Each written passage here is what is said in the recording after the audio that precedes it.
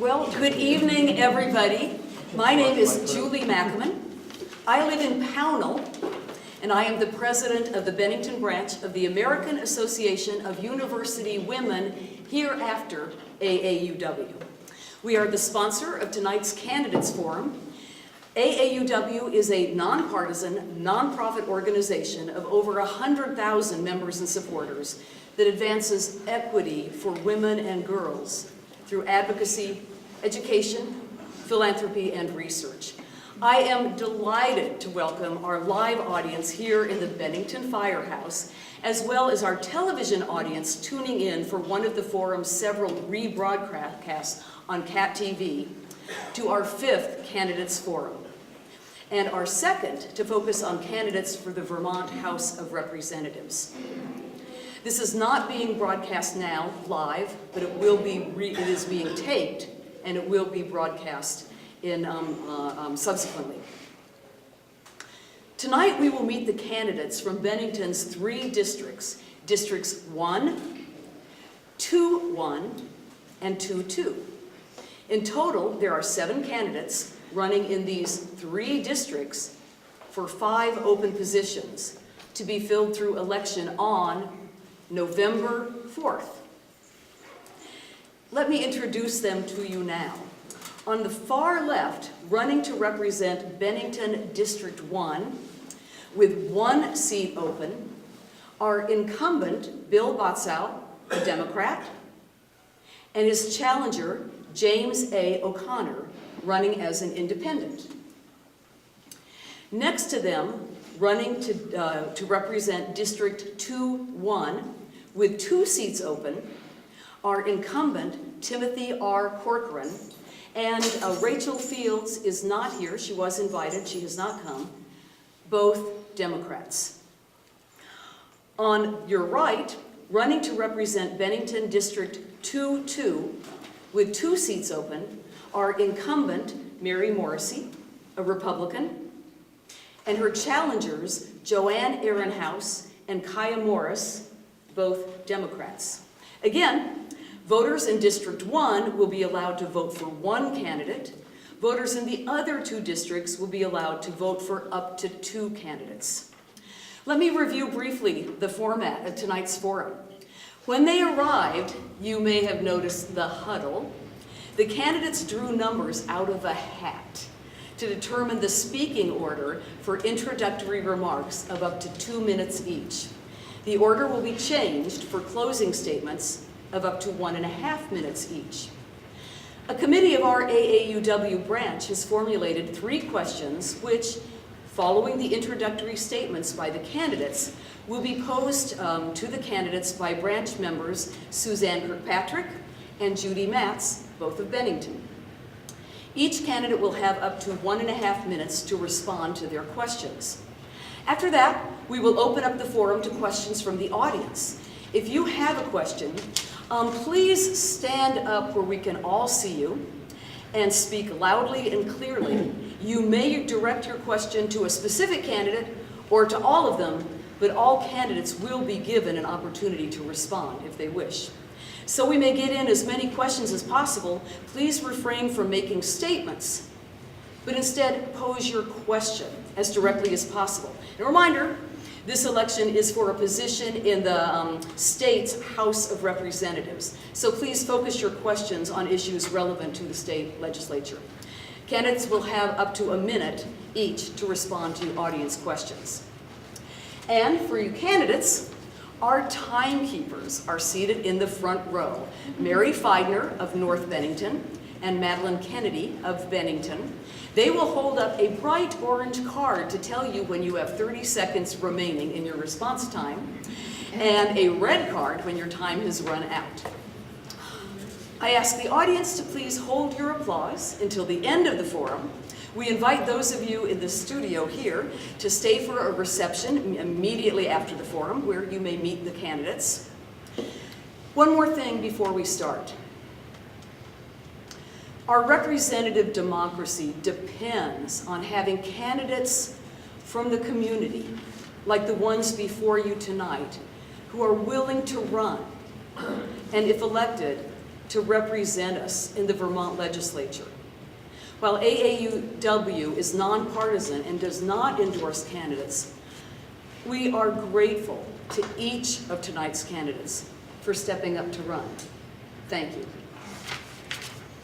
We begin now with opening remarks of up to 2 minutes, and by the order drawn in the lot beforehand, we'll begin with Mary Morrison. Morrissey. Oh, Morrissey, I'm so sorry. I'm so sorry. Good evening, and thank you for the opportunity to participate at this candidate forum sponsored by the American Association of University Women. My name is Mary Morrissey, and I have had the privilege and honor to serve my constituents of District 22 for the past 18 years. I believe that I bring a strong work ethic, a balance in the discussions or debates, always wanting to hear from all sides of an issue, and experience. In my 18 years of service, I have been a member of Appropriations, Transportation, Human Services, Government Operations, General Housing and Military, and presently sit on the Healthcare Committee. Through those committee assignments, I have gained a great deal of knowledge and understanding of the issues that are before us on the local as well as state level. Locally, I have been elected as a Justice of the Peace and have served over 20 years. I have served on numerous local and state boards, committees, and most of my adult life. I have volunteered and contributed, always looking to give back to my community while helping others. The challenges before us are great and many, and we will all need to work collaboratively while prioritizing our state's greatest needs and finding the strength and courage to make tough decisions based on real information and choices. My top priorities are to be addressed is the economy and economic development, which is critical to our state's fiscal well-being and our state, and I would also like to prioritize our state and local tax policies. Intertwined are 3 topics that will be discussed this evening, and I've been told that healthcare is now not going to be talked about, but that is one of my top issues: healthcare, education, and energy, and I thank you for your time. Thank you, and again, apologies on the name Mary Morrison. Next, Jim O'Connor. I'm Jim O'Connor. I'd also like to thank the association for inviting me. It's kind of a thrill. The banner referred to me as an amateur today, and I'm proud to be an amateur. My understanding of the history of the Vermont legislature is that it's an assembly of citizens of Vermont who come together once every year, and farmers and carpenters who didn't work in the wintertime, to discuss the issues of Vermont and make laws for the state. I've served on a Pownell school board for 3 years, and also on the supervisory union school board. So as far as politics in Vermont, my expertise goes to education. My background is recently retired from the International Paper and several other companies. I've worked in industry all my life. I have a degree in chemistry, and I initially worked in the chemical industry and in product development. I later got involved in packaging chemicals during the 60s, during the beginning years of the EPA and hazardous materials regulations. I was actively involved in Washington in creating the regulations in the early days in the 60s and 70s.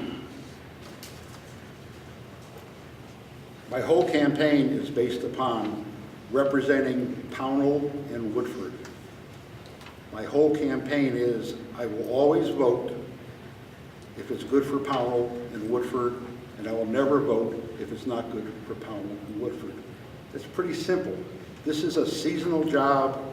It's a part-time seasonal job, and it's supposed to be temporary.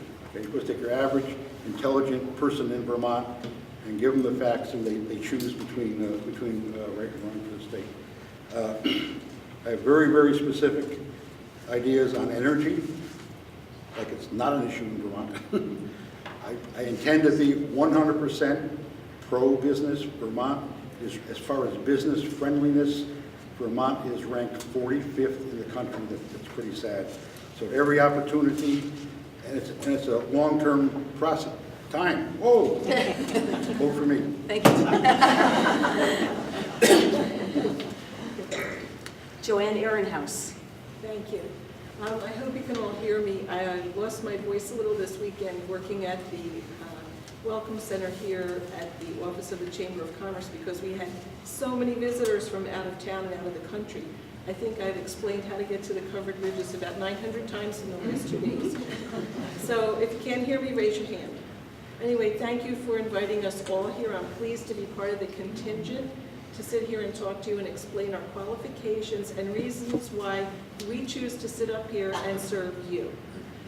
One of the reasons I feel I'm a good candidate is the fact that I have worked very hard over the last 10 years as the director of the Chamber of Commerce as one of the most positive advocates we have for Bennington. And I hope to continue that tradition and take it up a notch and join our legislative delegation up in Montpelier and make a real impression on this state of how important our area is to not only the economic viability of our state, but to the cultural, social, and educational functions that we all take part in. I have a lot of experience working with different organizations here in town. As one of the steering committee members for the Bennington Economic Development Partnership, we've been happy enough to work with Bennington County Regional Planning Corporation, Bennington County Industrial Corporation, Better Bennington Corporation, the hospital, our legislators, and also with the colleges in our town, also with our public school administrators and collaborators. This is a combined effort. No one person can solve the problems, but what we need to do is get up there and be willing to roll up our sleeves and work with people, build relationships, and help serve this community the way you deserve to be served. And I might add that I do have some experience in Montpelier in that I'm on the Governor's Rail Advisory Council, and I have been on the board of WBTN. I was a founding board member when we saved the local radio station for us. Time? Yeah. Okay, I'm going to have to stop, but I'll talk to you later. Next. And candidates, remember to look at the cards so that we can keep this going in timely fashion. Next, Tim Corcoran. Thank you. Thank you, AAUW, for sponsoring this forum tonight. For those who don't know me, I'm Timothy R. Corcoran II. I was born and raised here in Vermont and received my education through the public education system here and went on to graduate from Johnson State College with a 4-year degree in political science. While not Montpelier, I serve as a realtor for Wissington Realty. I'm currently married to Corey Sargent, and we have a little baby girl that's 22 years old. What else here?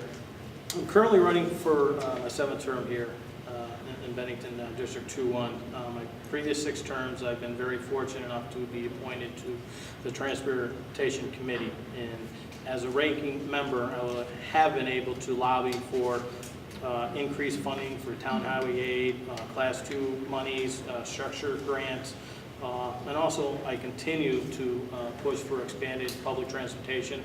Over probably the last 10 years, we lost our major line going back and forth from Burlington to Bennington. This year, we were able to get at least one run back from Albany all the way back up to Burlington, so we are making progress. Also, I'm pushing obviously for Amtrak to come back. I think that's very vital for our community down here, and I'll continue to fight to get that line, to come down here. I'll just wrap it up and say thank you again, and I look forward to tonight's questions. Thank you. Kaya Morris. Thank you. Hello. My name is Kaya Morris, and I live here in Bennington, Vermont. And obviously, as we've said, I'm running for Bennington District 2-2. I am a wife and a working mother, and I do a number of different projects in the community, and have since the day that I stepped foot into this community. This community has a number of different challenges that we face, from our struggling economy to our crime and our drug rates. Our teens and youth are looking for safe havens where they can grow and flourish, as many have in this community throughout their entire lives. We see an opportunity for us to look at where we are as a community within the juxtaposition between both Bennington, Massachusetts, and New York. And what's been most encouraging about this entire process of choosing to run for office was the fact that I've been doing this work. As a community leader working in the nonprofit realm, I've worked closely with all the schools throughout Bennington County. I've worked with coalitions in North Adams. I've worked with coalitions in Hoosick Falls. And we've been all looking at the same issues because it all relates to one another. What happens to them affects us and vice versa. So what we need to really think about as a community when we're going to the polls and we're trying to determine how are we going to make a measurable difference in not necessarily changing the tide, because the ship is going in a particular direction, yes.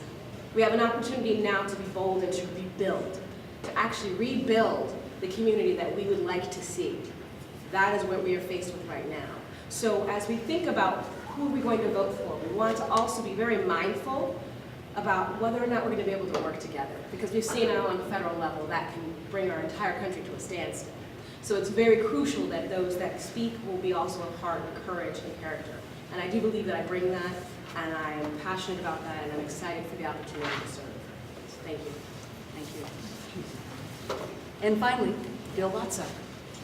Julie, AAUW, everybody who's came tonight, thank you very much for giving us the opportunity to speak to you. I'm Bill Botso. I live in Pownell with my wife Ruth. We've been there 32, 33 years. And a number of years ago, a number of people came and said, we'd like you to run for the legislature. I did so, and I haven't looked back. It is a wonderful job. It is a tremendous privilege to serve your constituents. It is a privilege to listen to them. It is to try to find the best way to solve their problems, to loosen knots that they may be in, and to help your town put its best foot forward. And so I'm very much interested in continuing my work. A little bit about me, I started my career as an artist, as I said that, and that led to community work as well. But it also gave me a way of working well with other people, and that's very important to me. Why am I running? Why, after all these years, I came in with Tim, would we go back? I think it's not only the privilege and the honor, but I think it's the opportunity. Last session, we passed in the Commerce Committee, which I've chaired now for 4 years, a very important economic development bill that set the table for many pieces that we want to work on that'll come up in, I think, our jobs discussion later. But chief among them is the need for us to really have an excellent workforce so that we can compete with all the other places so that our folks can come together. So thank you for this opportunity. I wish to represent my towns and region as a place with great potential to put our best foot forward for all of Vermont. Thank you. Those were the introductory statements, and we move now to 3 questions that have been formulated by a committee of our branch. Posing the questions will be Suzanne Kirkpatrick and Judy Matz. The first question, go ahead and read the question, and then I'll tell you the speaking order. Oh, okay. The first question is related to education. The cost of educating our elementary and high school students is getting more, and is becoming more and more expensive. The U.S. Census in 2012 said that Vermont is slightly over, wait a second, wrong. Vermont now pays slightly over $16,000 a pupil to educate. It's the 5th highest in the country, and that's with a declining school population. Are we getting our money's worth? And do you have any idea for cutting those costs without reducing educational opportunities for our students? And to the audience, if you're having any trouble hearing, raise your hand and we'll understand that's not that you have a question, but that you need the speaker to speak more loudly. Okay. Question number 1 goes to Mary Morrissey. Oh, thank you. Education needs to be and has been talked about for several years in the legislature to find reform. With the declining numbers, and I think if we look locally, we have struggled with meeting basic standards as well. I think we need to go back to looking at the priorities within education, having core areas of where we can enhance opportunities for our students and go forth. We've also talked about the property tax, and are we a minute still? Or a minute? Okay. We are also needing to look in that discussion at the property tax reform that goes along with it. But I think it is time after Act 68, Act 60 and Act 68 that was now almost 18 years old, we need to look back and look to make some changes that will enhance actually outcomes, better outcomes and opportunities for our children. Thank you. Joanne Ehrenhaus. Thank you. This is a good question, particularly since I do have a background. I was previously a licensed early childhood educator, and my dedication to education has always been very prominent in my life. The first thing I did when I became a licensed attorney in 2003 was to establish a rural education outreach program through the Department of Libraries in conjunction with the Bar Association. And I do believe that the pre-K education and early childhood education is the key to our future. We always claim we want to keep the young people in our community. If we don't start out early showing these children how much we do care and that we're willing to invest our time, our energy, and our money into their future, then we are wasting our time and we will have no future. And I don't know what economic model we're going to develop to make this viable and sustainable, but somehow we've got to figure it out and do it fast. Thank you. Thank you. Next, Kaya Morris. Did you skip me? It's a different order. Oh, different order. Yeah. To be clear, we're now scrambling the speaking order so that okay. you're not always between the same people. Was that the, Yeah. here we go. I didn't skip you. Kaya. Thank you. So what we're hearing when we're talking about that the cost of education is very high is that we're dealing with something that's more the symptom than the cause.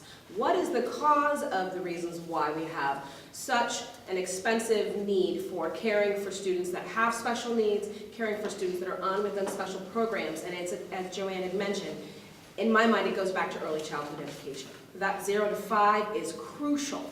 The majority of your brain development as a person is formulated in those first few years. So the level of education that you're receiving, the intellectual stimulation that you're receiving, the social environment that you're in, the family and home environment, all these really key pieces set you up for success down the road. So that many things you can often find mechanisms for being able to put students in early intervention so that they do not have to remain within some of the more cost-heavy programs down the road.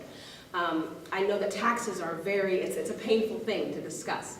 It's a very difficult thing to discuss. But as a parent, as an aunt, if I was a grandparent, I would be very concerned about having my child or having the children in my life be in a situation where they're dealing with very low teacher ratios to very high student ratios and aren't getting the quality of education that they're needing and that they deserve. Thank you. Next, Bill Botso. Thank you. When I think about education, I think about what is absolutely central to what I have found that employers tell us we need most, and that is an excellent workforce. And I believe that we need to start early. We need to start in the elementary schools to exposing people that they're going to have excellent careers, that we need to connect their education to those careers. Two things I think I would emphasize is one, I believe we really need, and I think the legislature will and should commit to moving how we pay to education much more towards your ability to pay away from the property that you own. And we have to do it in a way that makes sure that it is a stable enough system going forward. So that's really important. Controlling costs, I think, is the other half of your question. I believe that we here in this part of the state have a pretty good model with the SVSU and with our, I would call it flotilla or armada of schools that are really different. We need for our schools to actually get even better at working together and of finding the efficiencies amongst the schools so the right student is in the right school that's right size to deliver the best outcome. And I think by looking that way at our educators and our education, we have opportunities to make progress. We also have to be truly mindful of the fact of the demographics that you mentioned. They are significant. Okay. Thank you. Next, Tim Corcoran. Thank you for the question. You know, there's no doubt about it. Our education costs are extremely high. You know, I think probably Alice Miller could tell me better, but I think we're up above around $2 billion to fund our education system with a base of around 600,000 people in the state of Vermont, declining enrollment. So we have a serious issue that we need to address of how you fund it, and I agree with Representative Bozzo, is really need to look at the ability to pay, you know, based on your income and make sure it's right. But to put it on the backs of property taxes is just not working. You know, being in the real estate market, I can see the crunch that it's putting out in the market because the taxes are so high. Some cases you could almost literally give a house away to somebody and they wouldn't be able to take it because the property taxes are too high. So we really need to you know, really change that format. And you know, things I would cut, it's not really so much things I would cut. I would, you know, anytime we at the legislature want to do something, make it funded. Don't do unfunded mandates to the locals. It cripples our school budgets. I know the pre-K is a wonderful thing. We need to explore it, but we have to put our money where our mouth is, because when the school budgets are going to be done over, it's going to be an increase to locals, and we really need to focus on funding things that we truly believe in and not doing unfunded mandates. Thank you. Jim O'Connor. Thank you. As I mentioned in the intro, I'm on the Pownell Elementary School Board, and I'm also on the Southern Vermont Supervisory Union. The banner, I want to say the banner today accurately described my plan for reducing real estate taxes. The Real Estate Association just a few weeks ago did a survey, and 75% of Vermonters, Democrat, Republican, Independent, are in an uproar over property taxes. I have two 4-year-old grandsons who have told me, Papa, red light, stop before. But anyway, I have lots of grandkids. My proposal is to bifurcate educational spending, to actually take the special ed and give it to the governor and the Agency of Education. And then we take the rest of the students and we peg it to the national average for education. The Secretary of Education just 2 weeks ago said that we're at $18,000 per student. So now we're number 1 in the country. We're also number 1. Okay, I would reduce property taxes by a third. Thank you. Just a reminder, to be clear, orange card means 30 seconds left. Oh. Red card means time is out. Like our means you're in trouble. Papa style. Okay, thank you. We move on to the second question that would be posed by Judy Matz. Okay. Energy is a pressing issue for all Vermonters who are concerned about its cost, renewability, reliability, and environmental impact.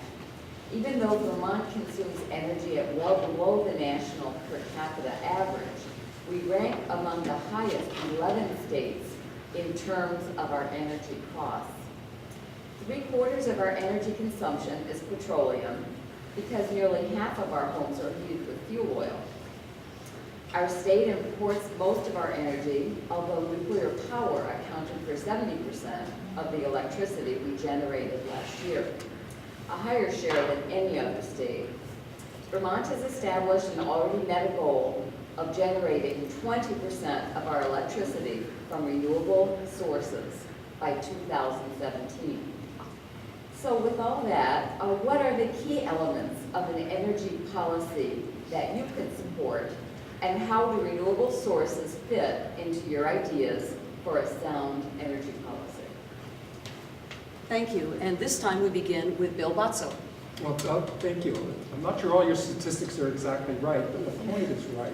The first thing I want to say is that I'm really happy that I hope all of you know that your electric rates went down 2.6% this month as of October 1st, and I would attribute a lot of it to the policies that we put in on renewables in the legislature, because by doing renewable energy, such as the solar field in Pownell, and I would like to get the hydro plant back online, we don't have to start up big power plants in the middle of the summer and build huge transmission lines, which are difficult and take a long time to permit. I'm not sure that 70% nuclear last year is just right. We are getting most of our power for a long time now from Hydro-Quebec for a few years, as well as renewables and as well as other sources. Renewables need to be combined also with efficiency, because by efficiency you use less energy, and when you lose less energy, the bottom line of what comes out of your pocket changes as well. When you put all of these various pieces together, I think we are very much on the right path.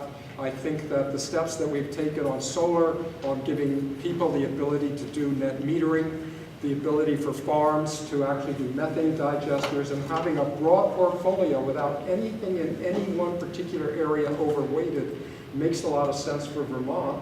And other states are looking to us, especially in how we do efficiency, as the model. Thank you. Kaya Morris. Thank you for this.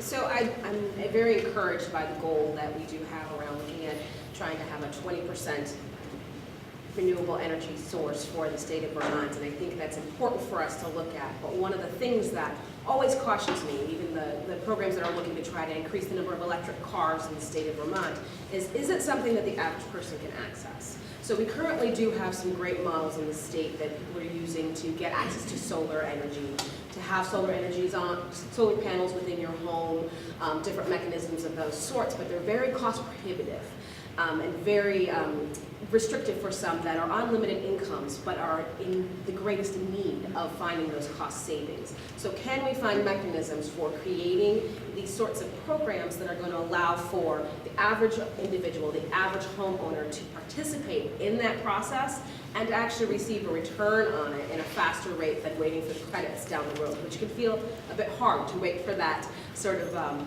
delayed gratification when your money is really, really tight. So I think that it's something we have to do, and it's crucial for us. We're in a better place to be able to do that, I think, than other states are. And there may be opportunities to see how we can tie in our economy in greater to support the higher demand for different types of renewable energy sources. Thank you. Thank you. Tim Corcoran. I guess I'll start as I think we're going down the right path. There's no doubt about that. With Vermont Yankee closing, we had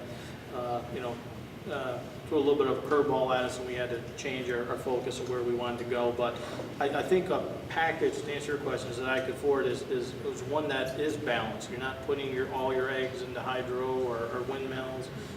It's something that if something goes offline or something doesn't work out, it doesn't cripple the state of Vermont. So, I'm a big proponent of this with what Hydro-Quebec. I think that's they're a great asset for us. We have a great contract with them. And as Representative Botto said, with net metering, we have programs in place, incentives for people to encourage them to do power where they can sell back. Make a little bit of money on their end. So, that was a great piece of legislation that we passed last year. And, I'm sure there's more things that we could do down the line to, help with the fossil fuels and everything else. Another thing is, that was mentioned, electric cars. It's a great idea to have, but the problem is we fund our transportation fund through the gas tax. So, we're gonna, it's sort of like a catch-22. We're not gonna have any money to pave the roads, but it's great to have it. So there's certain situations we sort of got to work out that are going to be conversations down the road that we'll have to obviously address. Thank you. Joanne Ehrenhaus. Thank you. Energy is, to me, an enigma. Nobody would be happier than myself if in another couple of years my electric bill and my home heating oil bills went down. I'm not sure how we're going to accomplish that, but I'm very gratified to know that so many people are working so hard on different projects and different programs to help meet those goals. I will say that down in Pownell, the solar array is very impressive. I did live in Pownell for 35 years, and if I were still there, I probably would have a solar panel in my backyard. Right now, also, I believe that looking at the water power that Bill Scully's looking at regenerating over at the paper mill bridge area with the waterfall, he's made a lot of progress, and I give him a lot of credit too, because he was like a one-man vigilante group going up to Montpelier, hacking away and fighting day after day for permission to go through water resources and the environmental testing and everything. And now they're building the ladder for the fish so that the fish can actually go upstream. And he's worked very hard, and this is the kind of effort that really takes more than one man. He's a fine example, and I know he's had support with our delegation. I'd love to see more people doing that, and more than that, I'd love to see the state come up with programs that could actually help people who need to save money get investments for extra renewable resources. Thank you. Thank you. Jim O'Connor. I'm trying to think if I should get in trouble or not. I'll choose to get in trouble. I'm absolutely opposed to net metering. I said at a school board meeting and I made the paper that I think it's Enron 2. It's a shell game. There's no intrinsic savings to anybody by using solar. As a scientist, I love solar. The concept of the photovoltaic cell is amazing to me. So first of all, solar, I'm opposed to solar because it's based upon reducing the carbon footprint for electricity. If you check the Environmental Protection Agency, Vermont has a zero carbon footprint for electricity. We're the lowest state in the country, so we don't need solar. The environmentalists, every kilowatt of solar capacity, all right, in developing, I'll say this another way, my statements aren't prepared. It takes a lot of carbon generation to make solar. They argue it takes 2 years of solar replacing, say, a coal plant to get it back. I'm in favor of Hydro-Quebec bringing 1 million kilowatts to Ludlow, Vermont. That would be 5 times the electricity Vermont needs, and it's hydro, which is, of course, renewable. I am 110% in favor of bringing CH4 natural gas up Route 7 as it's now coming down Route 7. And I tell you, everybody in Pownell supports it. It's not being paid for by the state. It's free, and it's freedom. If you want to hook up to it, you hook up to it. It's one more option, which at the moment is way less expensive than oil. Thank you. Thank you. And finally, Mary Morrissey. Thank you. I feel a little bit like deja vu because Bill indicated that the Hydro-Quebec is one of our main resources, and I always appreciated that. But when I first went into the legislature 18 years ago, the talk at that time was deregulating and disconnecting from Hydro-Quebec. And now 18 years later, they are one of our probably best resources for energy. I do believe the state needs to look very strongly at putting a very strong, reliable, clean, energy efficient, cost-saving portfolio together for our citizens.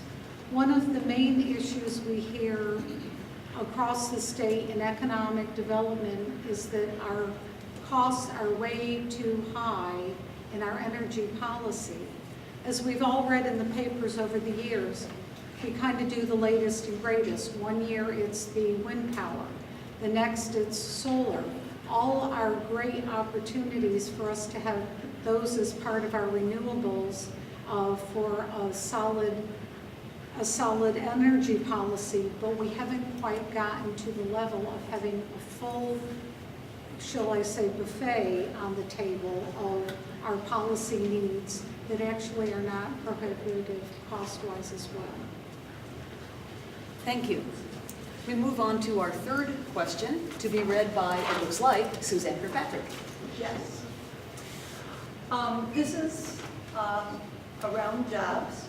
While the Bureau of Labor Statistics published data in August showing that Vermont had the 5th lowest unemployment rate in the country at 4.1%, the Vermont Department of Labor says that much of the decline in the unemployment rate is attributable to a shrinking workforce. Vermont is facing an aging population, lower birth rates, and a net out-migration of our citizens. How would you attract and retain small and large businesses that pay good wages and encourage young people to stay in Vermont? Thank you. The first one goes to Jim O'Connor. It's not for government to do this, but what we need to do in the government is stop enacting so many different regulations that hinder businesses. I'm glad you made the point that the workforce in Vermont has dwindled. I think in actually Bennington County, it's down from 21,000 or something to 19,000. So we just need to be business friendly and just stop all the restrictions on business. As far as the aging population, we're about the fifth oldest population over 65, and we're like the top 7. I think we're number 7 for under 18 and under. So both ends of the spectrum. We have a lot of old people and not enough young people. So again, just be business friendly. I think we don't need the government to be giving stuff to people or crony capitalism where we give a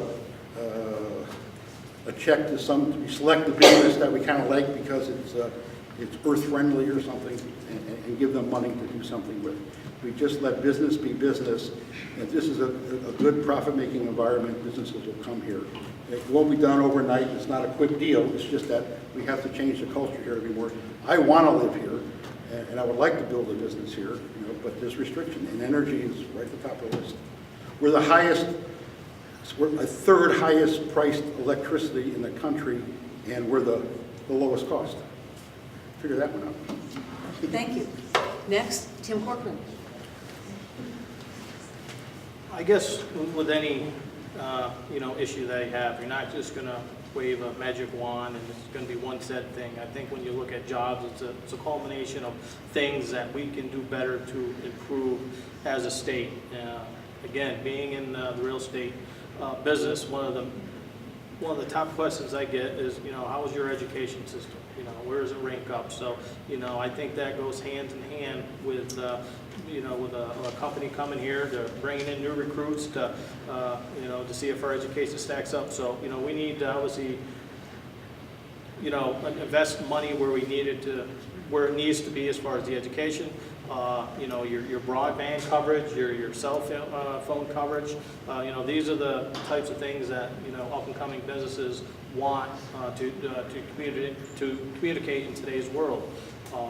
If there's more tax incentives for businesses that are started up, I know we have some, but can we look to maybe expanding that, see where we're falling short? But I think it's, like I said, it's a culmination of things that we could address. It's not just one magic issue, but there's things that I mentioned that we could address to hopefully, improve our job market.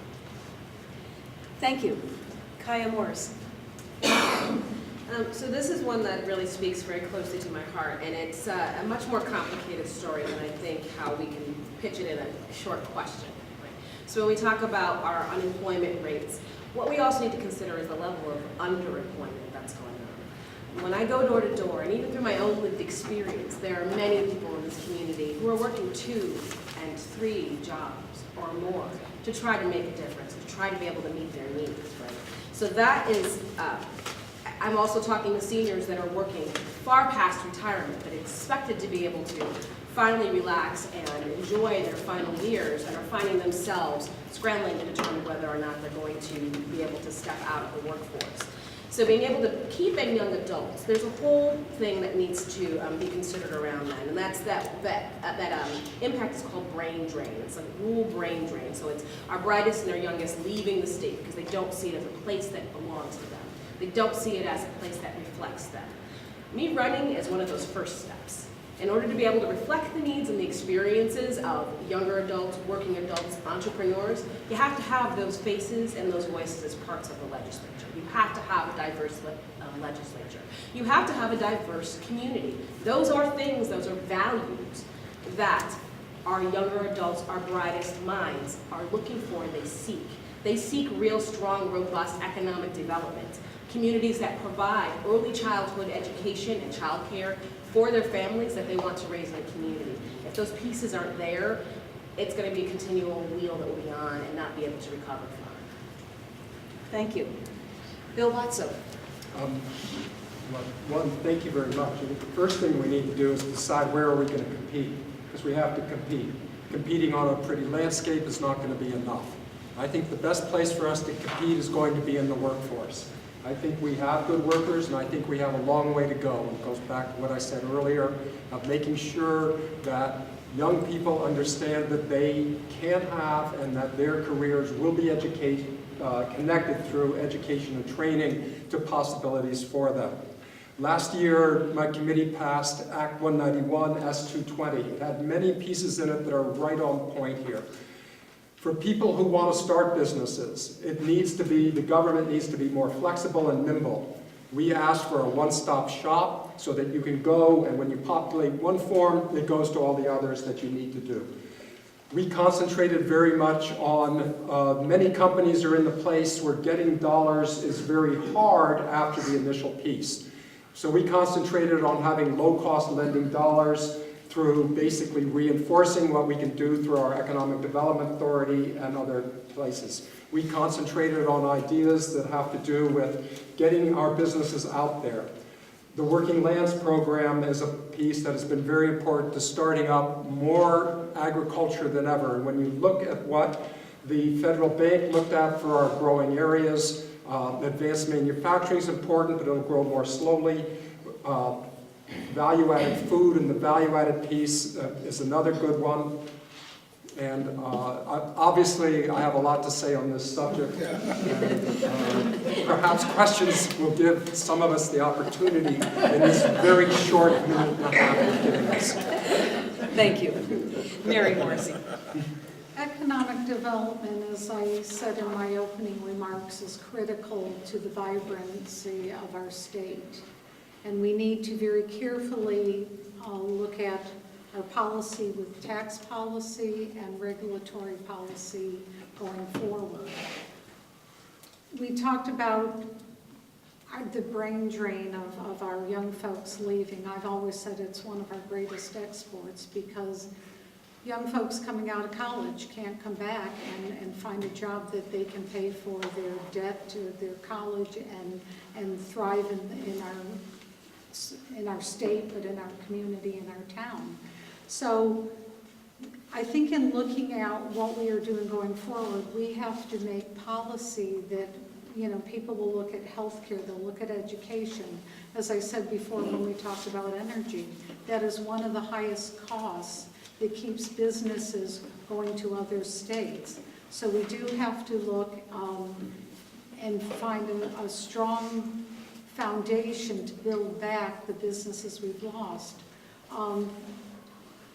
I look at the economic development as a piece that is critical going forward because right now I think our community is struggling as a whole to, if you look at all the houses that are set for sale, that used to be your asset, folks, and now it's becoming more of a monkey on your back because the taxes that you're paying are just substantial that it's hard to make ends meet. So we need to build from the ground up. Thank you. Joanne Ehrenhaus. Thank you. I think what I'm going to start out with is a little bit of anecdotal information. Through the years at the Chamber of Commerce, I always engage interns. I've had wonderful interns from the CDC, interns from CCV, and interns from Southern Vermont College. These are wonderful, bright young people who want nothing more than to get experience doing what they have studied and are looking to make as their future. Several of them have gone on to other things. Just had one of the interns I had about a year and a half ago, hired her part-time at the new Welcome Center, and she now has a full-time job in town. So she's one of the big success stories, and I'm very proud of her. She's a very hard worker, bright, and deserves everything she gets. The other piece I'd like to throw in is we have one problem for getting the young people here. That's because they can't get a high enough pay to make their lives enjoyable and livable and to achieve the Vermont lifestyle. How are they going to get a better salary when our businesses don't make enough money? They're not profitable enough. So let's look at the problem from the flip side. How do we make our businesses more profitable? One of the things I did early on in the Economic Development Task Force, I brought the Brattleboro Farm Trade Zone opportunity to our Bennington manufacturers. This way they can expand their business, get more money, be profitable, and pay higher wages. Thank you. And now, thank you, Judy and Suzanne, for posing the pre-formulated questions. We now open the floor to questions from the audience. Again, you may direct your question to a specific candidate or to all of them, but please refrain from making statements and instead pose your question as directly as possible. Are there any questions? Yeah, and the answers will, in order to get as many as possible, will be 1 minute, and you'll get the orange card when you have 30 seconds left. There's a question there. Could you stand up and could you start nice and loud, say your name and what town you live in? Barbara McIntyre, Bennington. Thank you. And my question is the answer to a very small clip at Channel 3 News one night when they were talking about the governor's proposal to let college proceed in 3 years instead of 4. And it sounded really interesting, and I'd like to know more about it. If it comes before you, would you vote for it? And this goes to everybody. Okay. A question to everybody, and it did have to do with a plan that you've heard about to accelerate, to compress a 4-year college degree into 3 years. We'll start with Tim Corcoran. To be honest with you, it's the first I've heard of this. I don't know if I agree with it or what's it all about or not, but you know, if it does make sense, I don't know if I'm the only one here that heard of that, but maybe have, but I mean, I would just have to look at the details. Any piece of legislation is devil's in the details. I mean, it could be the greatest thing since sliced bread, but I'm not just up to speed on that piece of legislation, so unfortunately I just can't really say yes or no to that. So. Thank you. Yeah. Joanne Ehrenhaus. Yeah, I think it's an intriguing idea, theoretically, because one of the most difficult things about going to college is the student loan you come out with. If you can do your education in 3 years versus 4, you're saving money.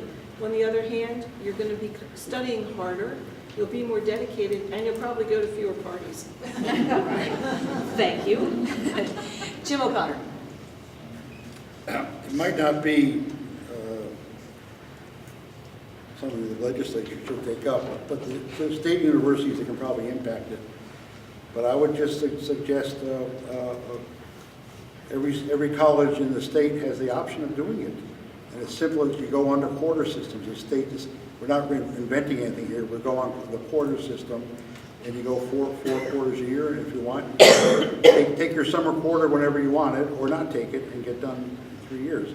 But again, I'd be all about freeing up Vermonters, and I would free up the colleges. Okay, they can, you know, why does it have to be a law to be 3 or 4 years? Colleges can do what they decide to do. Thank you. Mary Morrissey. Yes, I would look at the policy, how it's written, as the legislators sitting here. You know that anything that is proposed takes many twists and turns as it's being discussed in the legislature. So I would certainly look to if it's appropriate and has the, I guess, the significant pieces it needs for someone to get a good education while having hopefully lower debt. That would be positive. but I'd have to look at the piece of legislation to determine that. Thank you. Bill Botso. Well, thank you one very much. Is that I am a University of Vermont trustee, and I didn't mention that yet. And working with our president, Tom Sullivan, I think actually what this is connecting to is we want to use our summer semester better so that people can leave earlier with lower debt. We also want for students to be able to take, and actually you can at UVM right now, take a course before you get there. And when you take a course before you get there, you actually can lower your college debt and move through. That combined with internships and with other kinds of experiences is what's really going to make Vermont a very attractive place, for young people that can connect them to, the various jobs that they want and need. Thank you. Kaya Morris. Thank you, and thank you both for bringing that up. I thought that this program was already in place. I may be incorrect on some of the components of it, but it was a proposal from the governor, I believe, to allow even high school students to start taking classes during their high school term that would go towards their college degree, which absolutely makes complete and total sense. And it's a wonderful way to be able to also build those bridges between high school and college years, to be able to support students in understanding that college is a possibility for them. It is a very real possibility. So I think that enhancing programs like that would be very key. I think that doing a really comprehensive mix of that, there are some, even within CCV and other colleges, there are things that you can do to use your earned life credit to be able to get college credits to bring down those some of the courses that you'll need to take, as well as things like CLEP exams and things like that will give you opportunities to test out of certain classes, all to bring down that total college load as well as the length of time of being in school, and I am 100% for that. So I think it would be good to continue to look at that and ways of partnering with many of our community colleges and our different schools in the areas to try to maximize those resources. Thank you. Another question from the audience, please. There's a question back there. If you could stand up and say your name nice and loud and the town that you're from. My name is Amelia Silver. I'm from Pownell, and I have a question for Mr. O'Connor. I'm not sure I quite hear your answer. This is about education, but I think I understood you to say that you are interested in reducing the cost of education, and you said something about the governor taking on special ed. And I just wanted you to elaborate about that and how that particularly would affect Pownell. Thank you for your question.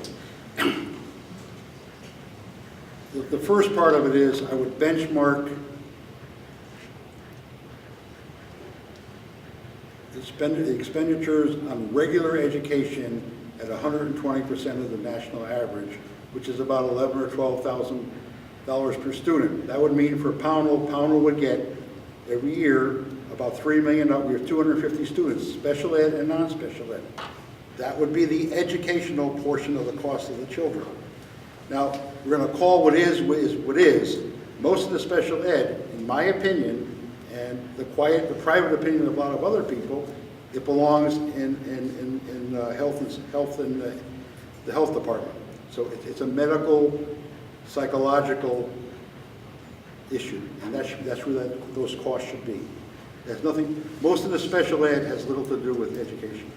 So you're suggesting that the cost of educating children who've been identified in whatever way with any kind of special need or special requirement, that cost should be shifted into a medical cost? Correct, except for the educational portion of it. The special needs people are in the classroom as much as they could be, and that's covered by the educational part. Where we get back to is the problem with education in Vermont is viewed as a 14th Amendment issue where we have to have equal education for everywhere. I'm saying in the state of Vermont, we benchmark it to an identifiable average. We call it $12,000 per student in every district. Every student in Vermont is $12,000. That comes out to 900 million or so.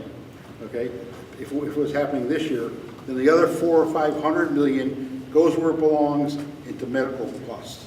And then the governor and the Agency of Education can deal with the federal government, which pays for half of it anyway. And it's not on the property tax of the local citizens is handled in a general way.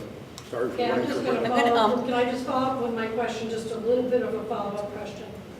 I'm afraid I'm going to have to say Okay, no, you- with I can talk to apologies. you We afterwards. might be able to get around to it, but first of all, you've posed a question to a candidate, and I want to know if anybody else wants to provide an answer.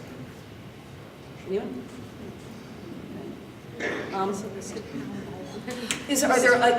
there other Everybody questions? else proposed that idea, so that's why Yeah. I posed the question to him. Right, noted. Any other questions? There's a question back there. Hi, my Your name is Ed from Pownell. She raised a very good question, so I'll rephrase it for everybody to answer.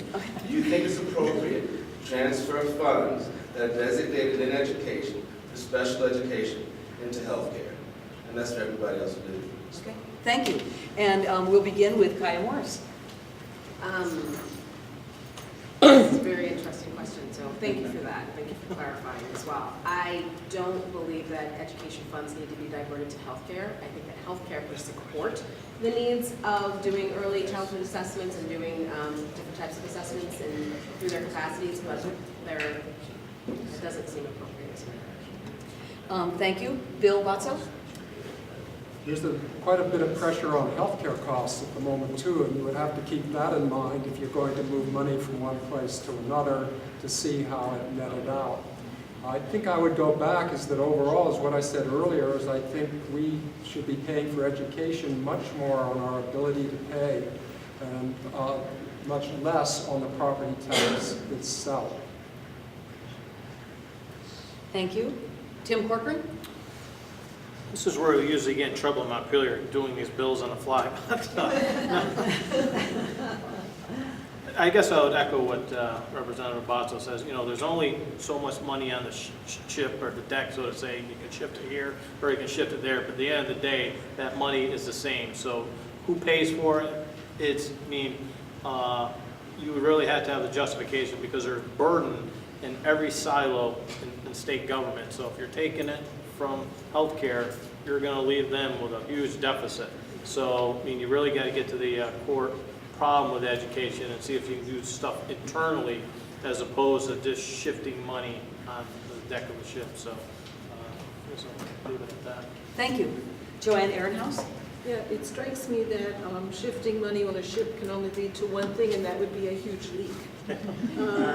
So what I'd like to say is that from a little bit of experience with the healthcare system, since I volunteered in the first round of the institution of the Vermont Health Connect, I volunteered to be a navigator. Not because I'm in love with punishment, but because I felt that this community deserved to become informed consumers. Nobody knows yet what the ultimate cost of this is going to be. I haven't heard from anybody the exact cost. So I'm a little bit nervous about tying any other programs to the healthcare funding system because that's a ship without a rudder. Thank you. Jim O'Connor? He started out the question. I'm still here. That was the question My before, proposal wasn't is being a little understood. I'm saying Yeah. with education, Right, the but cost all of we get a chance. education will stay in property tax, and it'll be even around the state for the real estate people. It's the local value divided by the local cost. $12,000 times every student. So the education is the education, and we take $500 million out of the $500 million is special ed, which is primarily psychological and health, all right? And we put it over in a different department. That's my observation over the years, yes, ma'am. Thank you. And Mary Morrissey? Yes, last week I was at the Forum on Autism. I had gone to 3 meetings over a 3-week period. Actually, the discussion came up at that time. Louder, please. Sorry. Actually, the discussion came up at that time where, in looking at the special needs of those on the spectrum, that you might look at different ways that healthcare could provide certain initiatives through the healthcare, also the education. So the discussion is on the table by professionals within both of those areas. But again, I'm not necessarily at this point, it have to be looked at extremely carefully because you'd just be looking to shift, or as Joanne put it, rearranging the deck chairs on the Titanic, which is already, you know, a little top heavy right now. So you'd have to look at how this was going to be proposed. Thank you. Is there another question? There's one back there. Could you stand up and say your name and your town? Yes, my name is Charles Murphy. I live here in Bennington. From what I've heard, a significant percentage of the visits to our local emergency department is a result of the need for people to have dental care that they are not getting. What would you do as legislators to help Vermonters that can't afford the dental care they need to get the care? The question was about policy that would make dental care affordable to Vermonters. We'll start with Joanne Ehrenhaus. Yeah, thank you for raising that issue.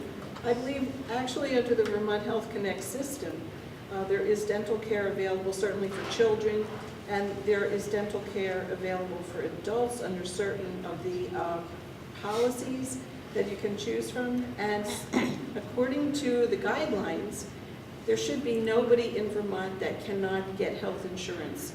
If you have little income or no income, you should be really able to get very large subsidies or be flipped right into Medicaid, which will then take care of all of those issues.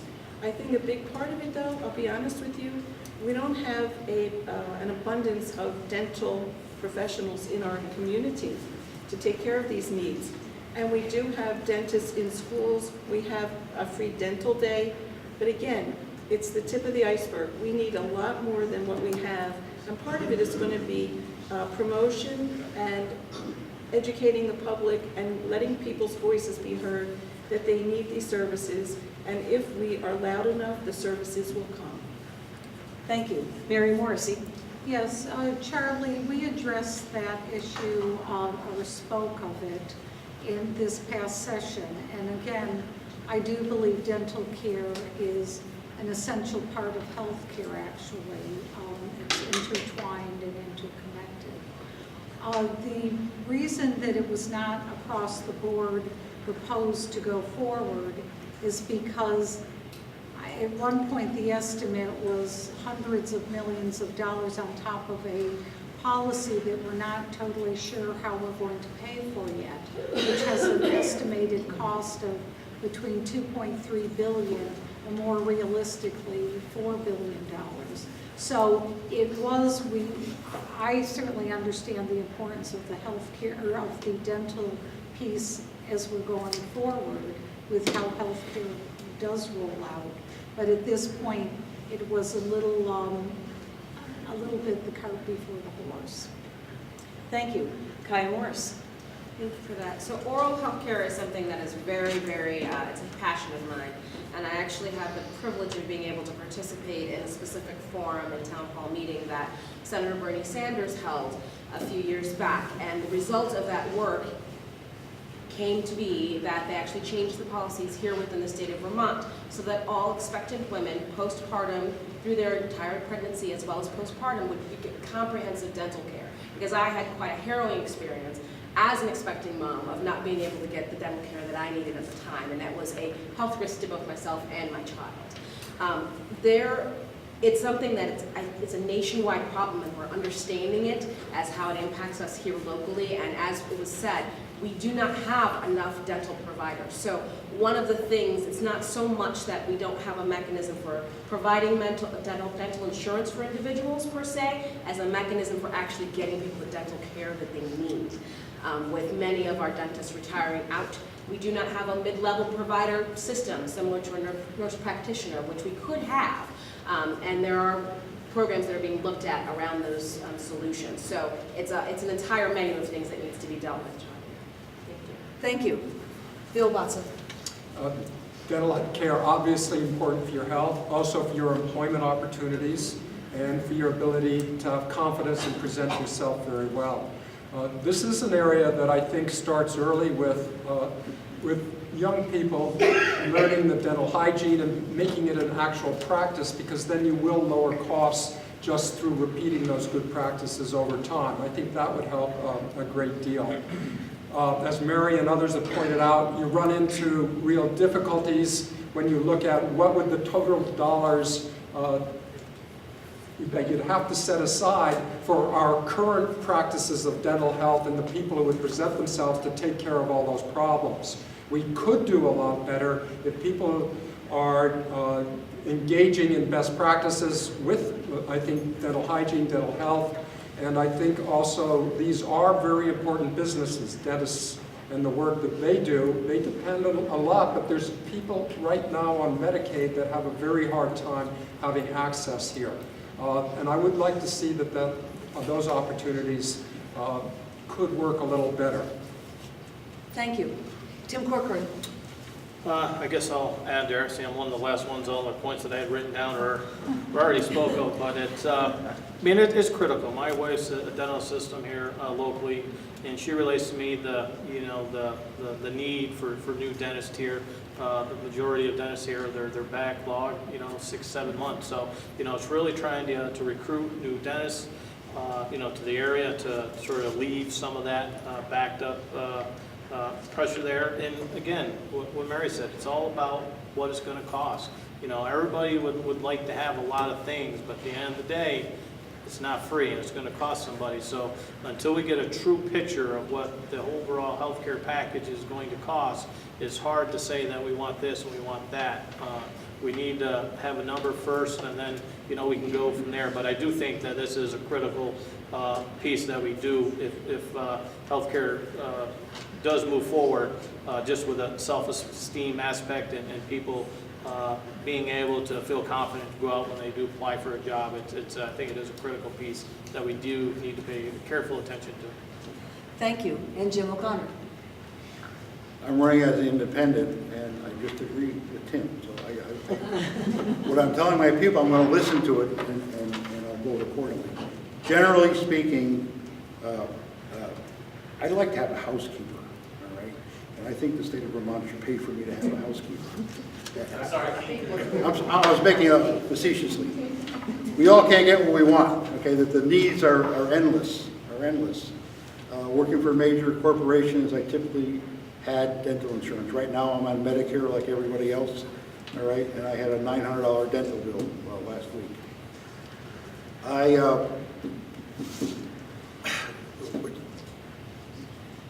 This is a big country. We're 600,000 people in a 320 million person country. The Fed's all working on this medical thing, and we're talking about mostly not medical care, because the medical care in this country is great, and the dental care is great. It's the allocation of it and paying for it. I think Vermont we should just wait and let some of the bigger states solve this problem. And what they do is that they do suggested legislation. The other states just copy it, right? So when it's a success somewhere else in the country on dental, then I'll look at it. Thank you. Thank you. Because of time limitations, I'm now going to call for closing remarks of up to 1.5 minutes, with apologies for those of you who had questions that you had hoped to pose, but we simply don't have time for.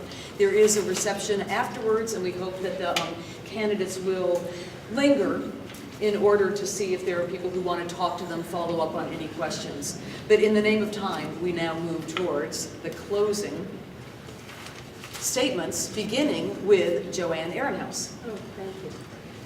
Thank you for listening. Thank you for being so polite and asking very good questions.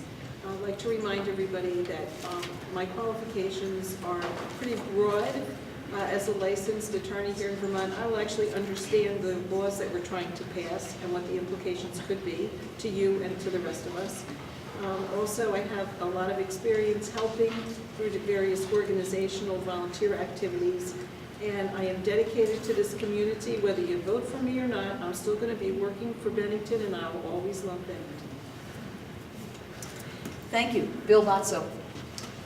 Again, I would like to say that this is probably the greatest honor I've ever had, is to serve my constituents, to serve my 2 towns, and to get to know them and the people who live there.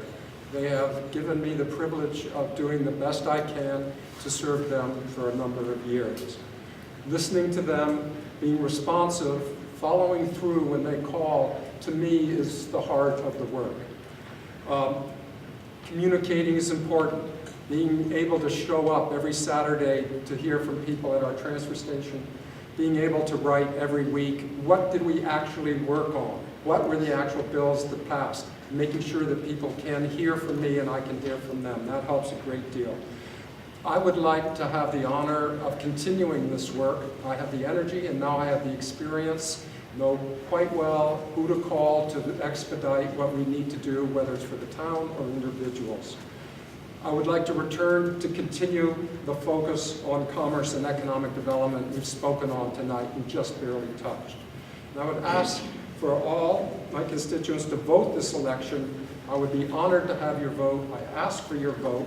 And I would remind you also that you can vote now, and the last moment you can vote is at 7 p.m. on Tuesday, November 4th.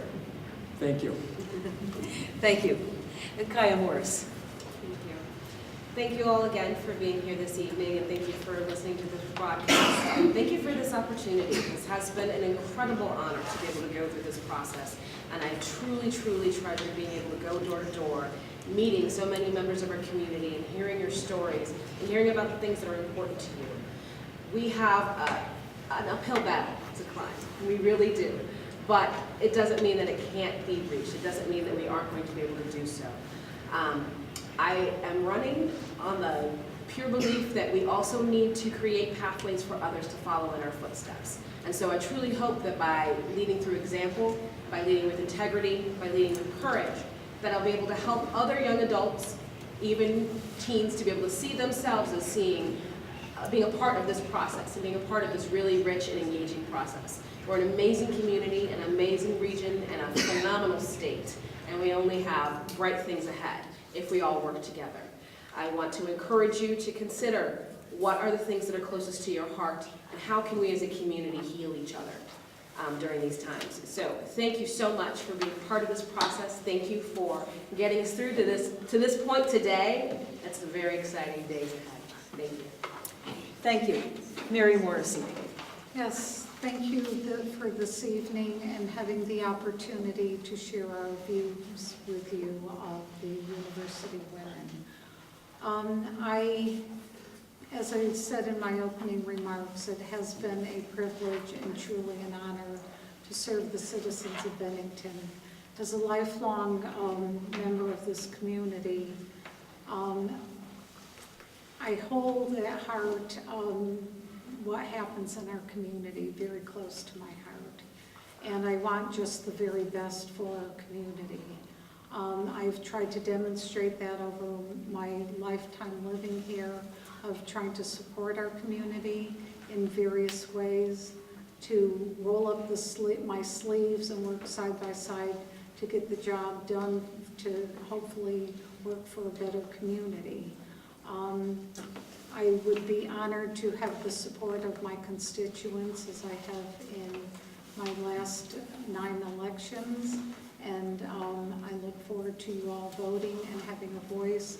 I'm privileged to have 2 other candidates in our race and that are good people in our community.